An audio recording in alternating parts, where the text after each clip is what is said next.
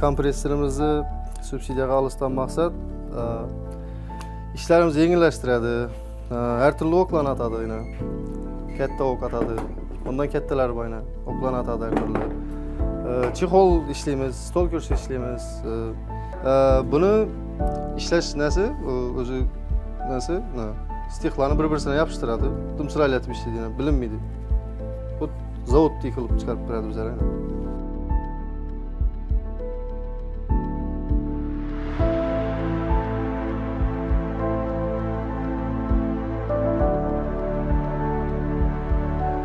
Şu bir yıl mobaynida ishlab turgan bo'lsak, bizlara texnik yordam kerak edi.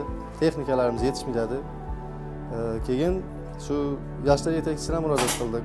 Şu yoshlar yetakchisi bizlara ko'p o'tmay shu yordamini ko'rsatdi. Yine instrumentlar geldi. Ugarizimiz geldi. Kompressorimiz geldi. Hozir dim yaxshi bo'lib ketdi. Ish faoliyatimiz yana yaxshilashdi, yengillashdi ishlarimiz. Xudo xolasa kelajakda yana maqsadlarimiz bor. Yana ish o'rin yaratishimiz kerak. Bir 10-15 bola yana ish olamiz xudo xolasa. Seximizni kengaytiramiz. Yana eldalab ketish maqsadlarimiz bor xudo xolasa. Biz yoshlarga shunday bir prezidentimiz shunday imkoniyatlarni yaratib bergani uchun prezidentimizga minnatdorchilik bildiraman. Katta rahmat.